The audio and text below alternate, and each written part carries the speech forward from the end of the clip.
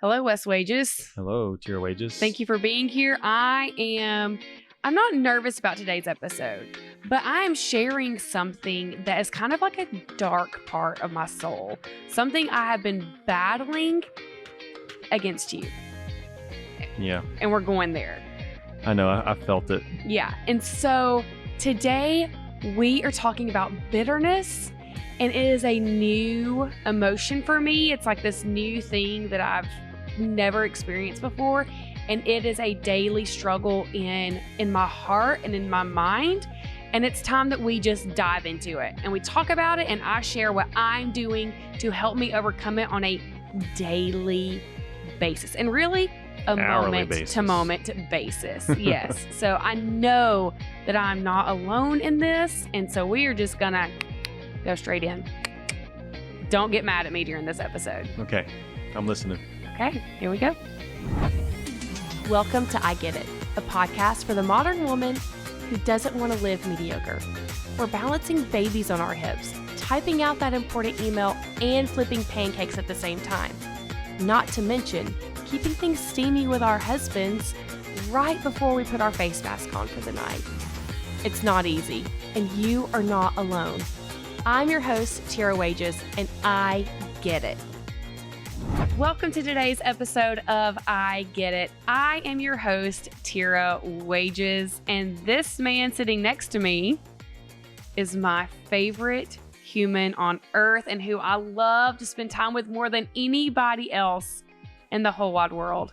He is finally back in town after a week. I feel like every week we're just like, you're leaving, you're here, you're leaving. 100%. And you are here in this moment, and this is Wes Wages, my very best friend. Thank you, ladies and gentlemen. Yep. I'll cue the applause in that moment, right? Thank you. Yes, you deserve all of the applause just for showing up here every week.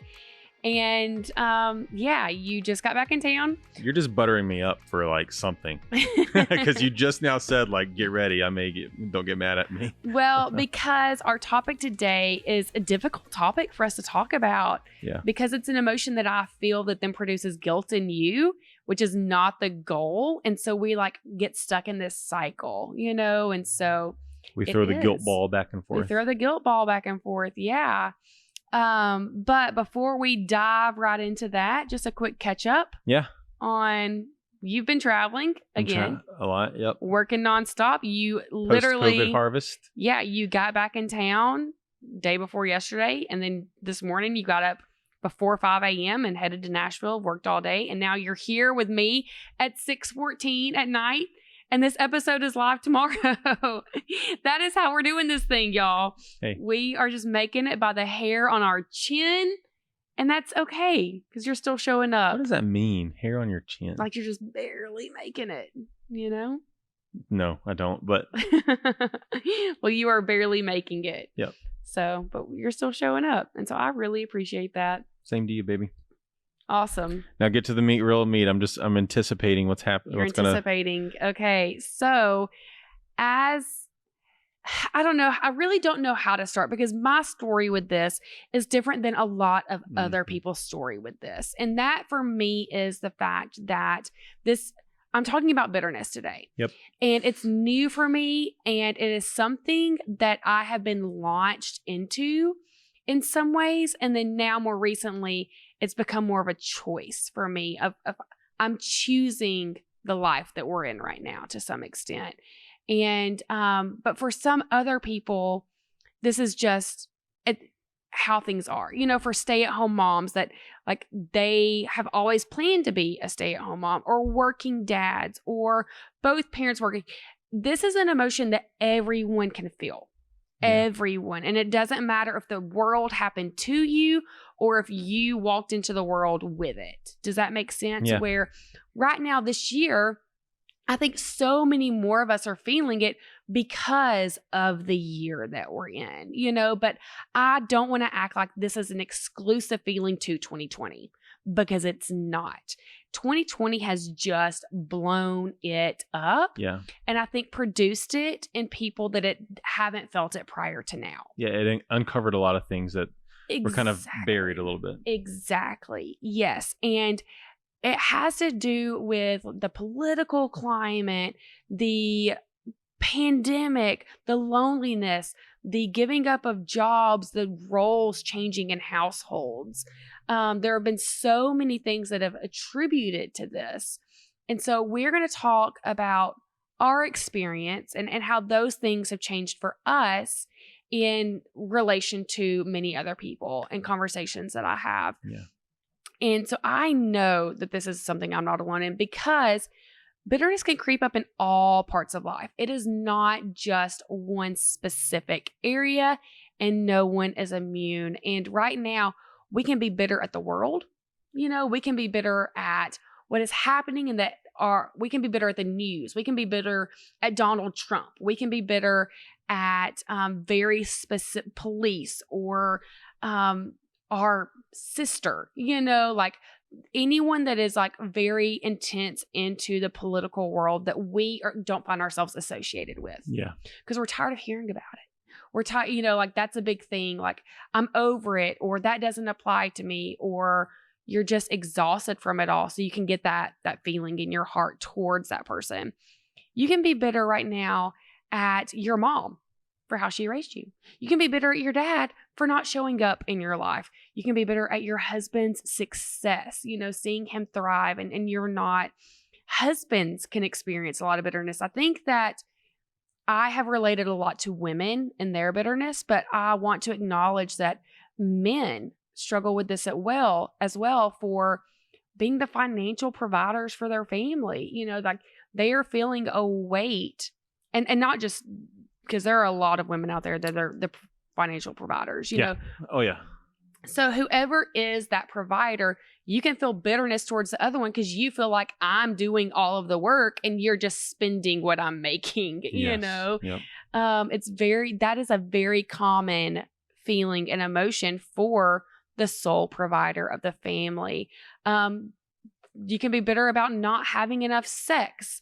And really for me, are you bitter about that? Not yet. Not to say one day I may not be, heart, yeah. but you have been bitter about that at times in our relationship. Yeah, absolutely. When we were talking about us having this conversation today, you're like, bitterness isn't really something that you have struggled with, but I think we can see bitterness when you're having the same fight over and over and over again. Yeah. You're feeling frustrated. You're feeling frustrated over that same thing. And that was a big pain point for you for a lot of years. And I was just so tired of having the same fight, and it was bitterness, I believe, that you were struggling with. And for me, my bitterness, a lot of it is wrapped up in my kids right now. And that really that blows because my kids are these incredible human beings that didn't ask for any of this. Yeah. They haven't chosen the world that we're in. They haven't done anything to put us in the position that we're in. But it is so common for moms to have those feelings, towards their kids. And I'll go into that more. But essentially the point of what I'm saying is bitterness is someone else's fault. That's the bottom line of what it is you are blaming something on what someone else has done to you. So can it exist outside of a relationship? What do you mean? Can bitterness exist outside of two humans? Can you have bitterness towards anything else? Because you just now said bitterness. I mean, give me an example. I know, that's what I'm trying to think of. Because I don't know. I don't believe so. You tend to be bitter at someone for how they've affected your life. Right. And even if there is a situation that you're bitter towards, someone caused that situation, and if you are bitter because you are impatient, well, you blame your dad for being impatient with you and now you're bitter about it, So bitterness is something that you are pointing the finger at. It's not something you are looking inward towards. Yeah. And that is the root of it, is that it is someone else's fault. And what it does is it starts as an emotion, and here is the big difference. Okay. So it can start as sadness. It can start as anger. And those are emotions that happen to you. You do not control when you feel sad. You don't control when you feel angry, but you do get to control how you work out of that and what you do with that. So sadness, anger turns into resentment. You've let that now harbor in your life. You've let it sit there and you've molded on it and you have thought these feelings in your brain and scream at somebody in your head and just like, you've really felt that and you resent that person for it. You haven't let go. Yep. And then that resentment is then ultimately what turns into the bitterness. I mean, I'm sitting here just thinking of a clear example. I think I have a problem overeating. And I think immediately what you just said, the first step was like the sadness. Right. So I'm thinking. But do you feel bitter about overeating, or do you just feel guilty when you overeat? In the past, I felt bitter at the people who just constantly say like, you can do this, or they work out every single day and they post the pictures of the gym. You know what I mean? Yep. And they're just like. Because you've unfollowed people that like, I know this, and that's not, I don't say that in a petty way. Yeah, is that bitterness? Because it was bitterness, like it was affecting your mental state. Yeah, you're like, okay, I know you're working out, I know you're losing weight, you know what I mean? Now's not my time, Like, that's a limited belief, but yes. Yeah, limiting belief, yeah. Yeah, I guess some bitterness comes out into that, right? Yeah. But you're blaming someone else because you're not doing something about it. Right. So that's why you are unfollowing. So like you are cutting those people out because. But that's a completely is bitterness one-sided? It can be. Do you know what I mean? Because I have no relationship with a person like that. You know what I mean? But it's just like. Yeah. Yeah. But you can be like, and you have blamed me because I bring the chocolate into the house. Well, I mean, I was going to say that, but I was thinking it. I wasn't going to say it, but it's just like. You pointed your finger at me multiple times over our eating habits. Because you haven't done it in a while, but every night you want dessert. You know what I mean? Yeah. And so I was like, dude, that's hard, But every time the conversation comes up, you are pointing that finger at me. Yeah. It is rare that you point that finger at yourself to say, I'm in control over what I put into my own mouth. You're like, because I'm working on my bitterness. You literally say, well, if you wouldn't bring it in here, I wouldn't eat it. And that's true. But you got to look at yourself, and we're going to get to that in the steps of what we're going to work through. Yeah. Gotcha. Yeah. But that is what it is you're pointing the finger, and overall, what that does, allowing those things to harbor and you leading in that example, ultimately what bitterness does is it affects your overall attitude. It affects your self-esteem. You feel like crap about yourself, and it affects your outlook on life. And that is actually a conversation that Wes and I had last night, I believe, in our kitchen of my attitude and my overall outlook on life has been very bleak recently. And I haven't felt like myself. And I'm just going moment to moment and day to day. And I get frustrated so easily. And I know a lot of that is because I have this like harbored bitterness that I am spending so much of my energy fighting against. Yeah. That then I'm not expelling any energy into positivity and joy and feeling those types of emotions. Right. And so, yeah, it ultimately affects your whole attitude. It's not just you feel sad about one thing or you feel angry about this one thing as it's happening. It is an overall state of mind if you let it sit there and harbor long enough.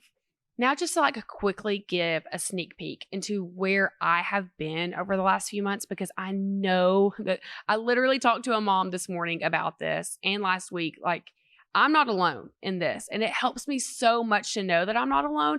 But at the same time, it makes me feel so sad, that we're walking through this season. And so when the world shut down, I think that's what we're referring to it as. Our entire world transitioned. All of our jobs stopped, but Wes didn't stop. He continued to work non-stop on just like creating new business, trying to still manage people and figure out how we're going to do things and move forward. He was working very long hours. And I went from having very consistent childcare and the ability to do things like I had just created a new branding for myself. I just launched a new website. I was finally stepping into my dream. My child had just turned a year old, and it was like my release of, you're free. You're not going to be pregnant 9 months from now. You're not going to be having a baby. This is your time, Tera, to step into your goals and your dreams. And I was doing it. Yeah. And I was excited. And I'd gone to a conference, and I was coming home, and the world shut down.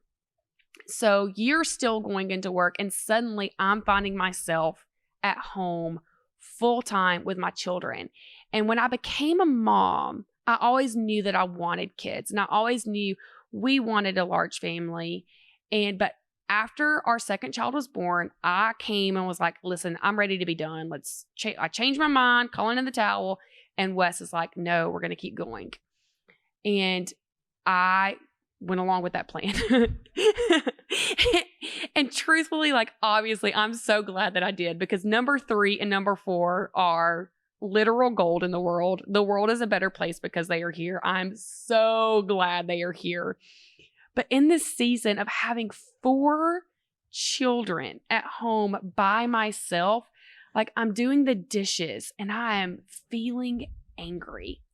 And people are screaming at me all day long. And I never planned to be a stay-at-home mom. That was not in my 5-year dream. It was never been my intention. I'd always planned to have consistent childcare. And that's okay. So many women, I think, feel like, oh, I'm supposed to be made to, like, be a housewife or to raise these kids up by myself or do homeschool. That's not the case. Yeah, that is not my case. But on the flip side of that, there are women that feel bitter that they can't do that. Yeah, it's all over the board. They have the heart to do that. And so I have acknowledged you, and I'm just sharing my issues right now, because I know to our home and you can fulfill your desires. You are more than welcome. I will pay you to do that. No, but for real, it has been, again, that's where bitterness can come in all forms. Absolutely. Yeah. And my struggle right now is that I am not fulfilled in what I'm doing day to day. And for me, and for many, many people, what we do day to day that fulfills us affects our entire world. Yes.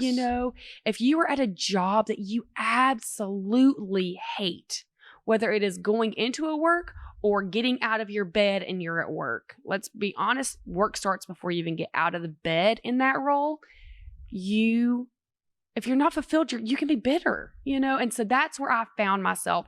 And so I found myself having these thoughts about, I told Wes, and I shouldn't have, that I had this meme in my head, that was like, have kids, they said. It would be fun, they said. They as the husband. It'll be fun. I'm going to work, they said. And I just kept thinking about he wanted this, and then he leaves every day. And I found myself fighting it, and then thinking, this is how women have midlife crises when they're 40. This is how women reach the point where they don't know themselves anymore because they've devoted their lives, even if they felt fulfilled in it at the time, to someone else, and they've lost themselves in the process. Yeah. And I found that happening to me. And it, again, it's my choice. It is my choice how I let those feelings harbor in my life. But it has become very difficult. I talked to a mom this morning, and she told me she is still a working mom. Girl works her tail off. She's a nurse. She's an essential worker. She has a house full of children. And she said, Tera, I literally went to my bedroom and I was just sobbing. She was home with her kids, sobbing, saying, I hate my life. I hate my life. And I have felt that. And I am happy ultimately. I love my children. I love what we have chosen. I love my home. I live in this beautiful house. I have a beautiful life. And these moments creep in where everyone is losing their shit. And I hate my life because how did I get here? How? And things are so out of our control right now that those those things creep into our brains. These lies creep into our brains. And Wes and I are Christ followers. We are believers. And so I attribute these things in my head, I'm like, Satan is whispering these things into my ear. Yeah. And so if you are not a follower of Christ, you may think it's the universe, or something else, karma, But in my ear, there are moments like we were in the RV a few weeks ago and I'd done the dishes every single time. And I just heard Satan, what has he done? Talking about Wes. What is he doing? And I just stopped in my tracks. And that is where bitterness comes. When those voices in our heads say these things to you about what did that other person do? I'm bitter at Tera. She brought that chocolate into the house. I'm bitter because she's not doing this for me. She bought nail polish again. Oh. And I'm working full time. Dude, I spent $60 on nail stuff the other night. And I'm finding myself being the woman that's buying stuff. And I've never been that woman. I've never been one to just buy things. And now suddenly I'm I have a hole in my life and I'm coping by buying nail product when you're out of town. Absolutely. That's not okay. I'm not saying that that's okay. But I'm just being 100 with y'all with where I'm at right now. And so these things, they creep into our brains and they tell us these stories about what someone else has done to us to make us feel this way. And so now I'm telling you after this what I'm doing to fight against this. And it is truly, as Wes said, it is a moment to moment battle of what I'm doing. Yep.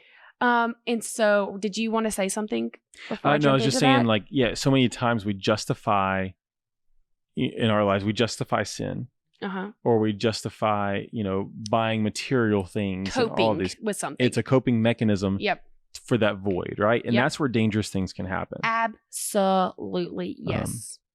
And you're justifying. I just listened to a podcast, Death, Sex, Money. It's a great podcast.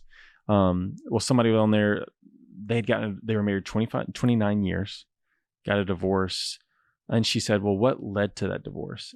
And he said, "Well, he had cheated on his wife 15 years before," and he said, "It took me so long to realize that I was justifying it." Because maybe he had bitterness in his heart towards his wife. Yeah. But then he realized, I'm sure he realized a lot sooner, but he was just justifying with that and cheating on his wife. Yeah. And so bitterness can lead to overspending. Yeah. Overeating. Yeah. Pornography. Bitterness becomes something that you eventually have to cope against. Yeah. You're not having sex with me, so it's okay for me to look at porn. Yep. And go that way route. Yeah. It's okay for me to have sex with my coworker. It's okay for me to go to Target and spend all the Halloween things that I bought today because you invited neighbors now to the Halloween party and I need more decorations. So I'm just spending the money. That's sinful. Well, but it does come a point.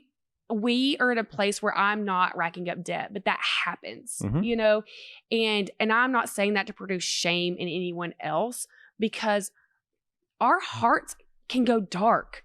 It can be so difficult that you are looking for anything to bring you joy.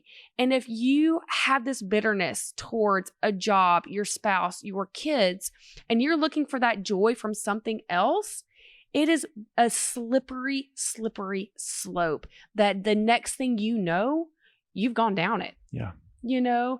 And so it is so imperative. And that's what I'm trying so hard to do right now, to catch it at the beginning, to realize that as it's happening. And I'm doing that also by having other women in my life helping support me through it, so it doesn't become that. Yeah. Because I want to validate anyone that's listening that has found themselves now on the slope. I see you. I see how you could have gotten there. You are not alone in that. And it's your job though to get off the slope. That's up to you to do it.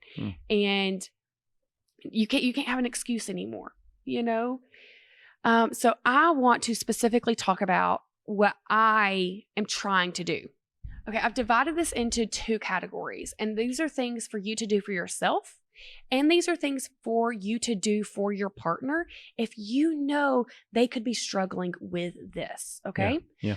But first, and most importantly, we got to do ourselves, because we can't expect somebody else to show up for us if we are not going to do our own inward work. And that is huge. Whenever I found out that Wes was struggling with pornography, like, yeah, dude, I was mad, for sure. Yeah. And then I reached the point where I have to do my inward work to think, how can I help with this? What do I need to change about myself to make our marriage a better place? While knowing he was showing me he was doing his own inward work. If I had not seen that he was doing his own inward work, peace. I ain't got time for that. But by knowing he's invested into it, I'm going to be invested into it. So you got to invest into it before you can expect somebody else to. And so what I am doing, one, I have really safe women.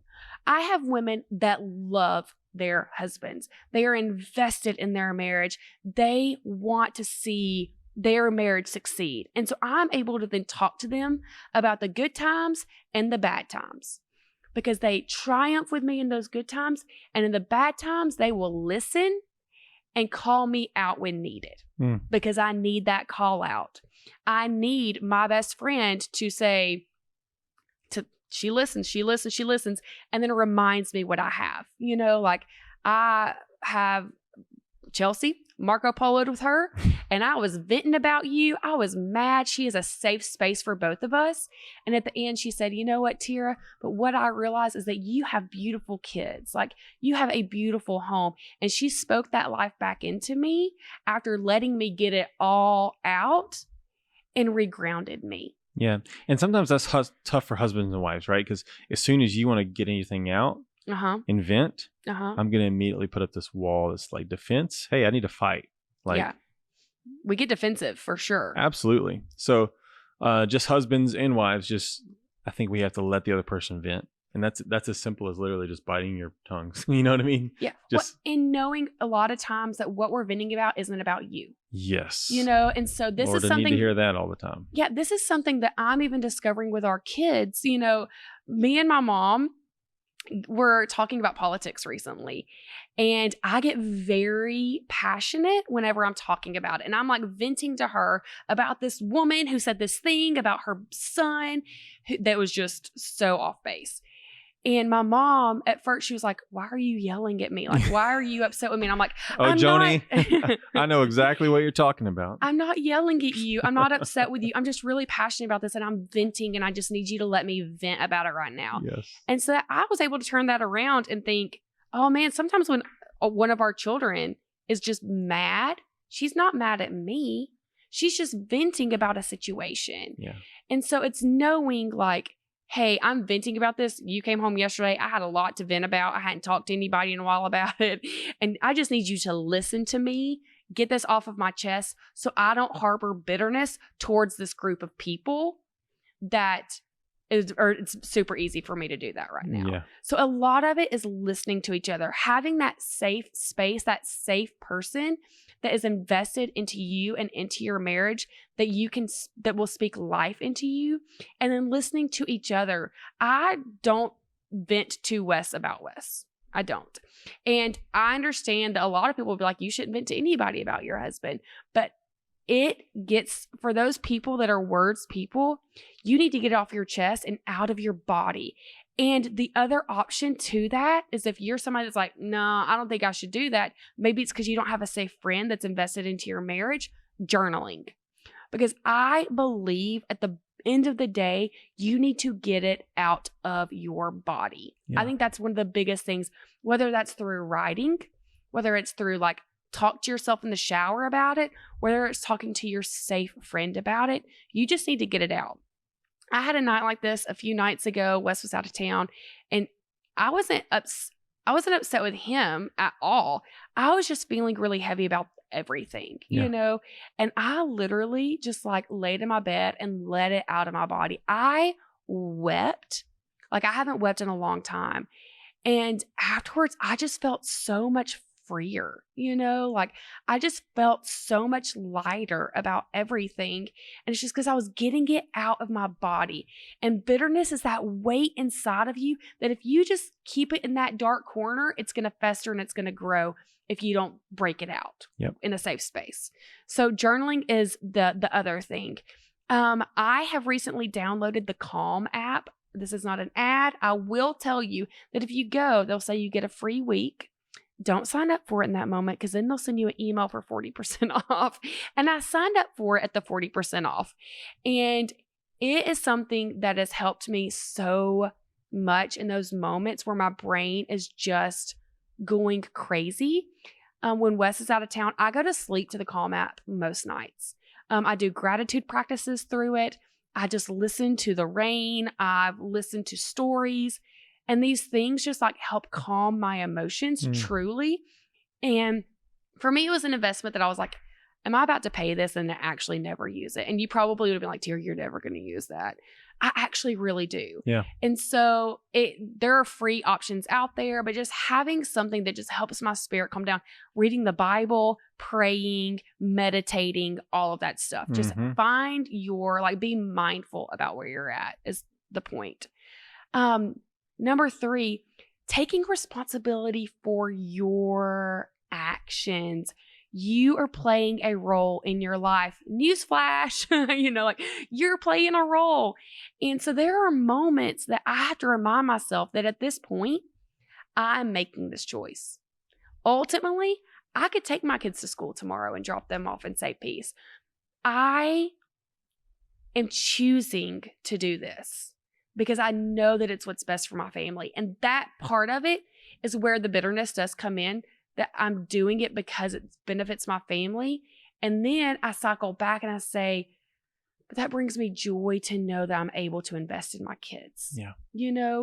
So it's like a roller coaster ride of, this is my choice. I'm taking responsibility for my choice in this.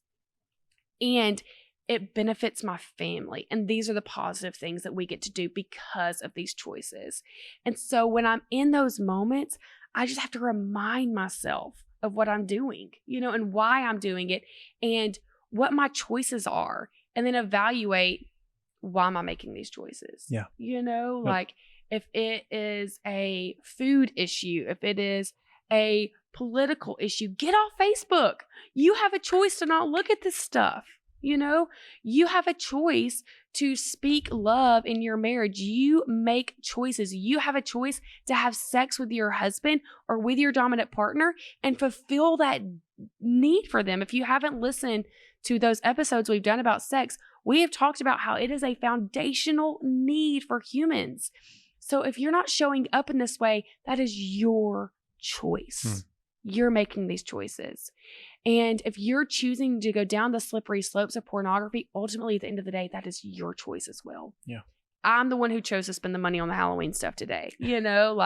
I'm making choices in this, and I have to take responsibility for my actions and for my role in it. Absolutely. And lastly, bitterness fades with excitement and joy. And so finding those things that recenter you to make you feel like you. And for me, that is what this is. Literally, like, this podcast does that for me. Like, I feel fulfillment in this podcast. I feel joy by doing it. And I'm not telling you to go start a podcast, but what brings you joy? And we have an entire episode talking about things that fire you up. Make that list and then incorporate those things into your day. I have a friend who is another full-time mom. She started doing art classes for the neighborhood kids because it brings her joy. Like, she loves art and she's investing in that way. And I think that is so cool, And so finding what those things are. We're having the Halloween party. And something that brings me joy is a good party. And I go all out for a party. Wes Wages knows this. And so if I'm going to be at home, I'm gonna make it good. Yeah. And so those things bring me joy. And just figuring those things out for yourself. And that will help your bitterness fade and fight against it. Yeah. It's good stuff, bub. Thanks, dude. Now for your partner. So this is something that is so vivid to me in our relationship because I'm the one struggling with the bitterness right now. I'm the one struggling with the voices in my head, with Satan whispering in my ear. What is he doing? How is he showing up when I'm the one there doing the things in our home full time? And I told Wes this recently, that he has made it so easy for me to talk back, because he has shown up in our relationship in a way that it is easy for me to combat that. And I can do that by realizing he's working his tail off for our family right now. He does not want to be living this life of on the road 24/7. I mean, in and out. And I know that this is a season for us. And when he walks in the door, he is here. He is engaged. He is on the floor with our kids. He is messing up my systems. That's the thing that I think this weekend was like, oh man, I see how women have bitterness in this area, because we have a plan and then our husband comes in and we are putting the kids in the bath because we want this alone time. And now the husband is like, changed what's happening. Let's go for a walk. And I have to just like shake it off, because I'm recognizing that I have an engaged partner. And I would rather have an engaged partner and a full-time dad that's like actually participating and that's going to mess up the systems than somebody that walks in and goes straight to the bedroom, straight to the video game, straight to sleep, whatever it is, you know? And so you can become that partner by showing up in your relationship. You know, when you're there, you are there. You recognize where is your partner struggling? Is it the housework? Walk in the door and do the dishes. You know, is it in eating? Don't bring the stuff into the house. Sneak your stuff, like go somewhere else. Like show up and help them and encourage them in that way so they don't harbor that bitterness towards you. You know, like if they're struggling with sex, show up in that area. Like if you know that this is an area that they need help with, you have the power to fulfill that for them and to help them battle it. So when they have the voice in their head, they can say, he has done the dishes our entire marriage. I've never had to ask him to do the dishes. So for me to be doing them right now in this RV 2 days in a row, this is nothing compared to the last 13 years of our marriage. You know, I've never, ever, maybe one time had to ask you to do housework because I needed extra help, because you step in and you do it. So I can combat that voice very easily. And so that's what I got, you know, like you got to check yourself. You have to be mindful about your choices and your actions, and you have to get it out of your body through journaling, through talking in a safe space, and take control of yourself and fight those voices in your head so they don't harbor. We also spend a lot of time talking about our emotions. I tell him when I feel sad. I tell him when I feel anger. I tell him when I feel guilty or fear, the emotions, so it's out of my body. And I don't start harboring any bitterness or resentment. And if you can't be a safe space for your partner, for them to tell you their emotions and listen without being defensive about it, that's where the bitterness will come. Do you know what I mean? Yeah. So talking about those emotions as they are happening instead of in hindsight, without the other person being defensive, will solve so many problems. And that is an area that you and I are constantly working on, because it is hard to hear from your spouse, hey, I'm unhappy during the day, you know, it is. And not be like, well, I'm doing this and this and this and this and this, and just listen to them and know that they're unhappy, not because of you, but just because of the circumstances in which we are currently in. Yeah. It's tough right now. It is tough right now. So tough. And so be that listening ear without being defensive, and talk about your emotions in the moment instead of weeks and weeks later. Yeah. That has taken our fights from 5 minutes long to, or what used to be weeks long fight, you know, just like constantly mad about it, to working through issues as they're happening. So I know that I'm not alone. I know this. I've talked to women about it. If you are struggling with this, I see you so hard. And you can find me on Instagram, DM me, talk to me about this. I will be your venting ear. Like literally, I don't mind at all to just listen and be like, I see you. And just that simple response. And then also I'm going to speak life back into your marriage and be like, I know this is hard. Think about something positive that the other person is doing as well, because I believe in marriages. I do. And I just thank y'all so much for showing up every single week. This brings me life. And whenever I see you and you tell me, hey, this has helped me, or this episode, literally you are fulfilling something in me that is missing a lot of days. And I thank you for that. And I hope that I'm doing the same for you and helping you realize that. I want to say especially thank you for those of you that are taking that extra step and leaving a review for me. Thank you so much. A special thank you to Penny 811183. And she said, being a photographer myself, I've followed Tera and Wes for a long time, and this is just another way I can relate and feel connected to individuals with similar interests to mine. I am also a mom of 2 and need the real talk that Tera gives on surviving and thriving in motherhood. I love it. I get it. And I will definitely keep listening. Thank you, Penny. We are a lot of days surviving. Mm-hmm. We are. And I really hope that you can take some of these tools and thrive.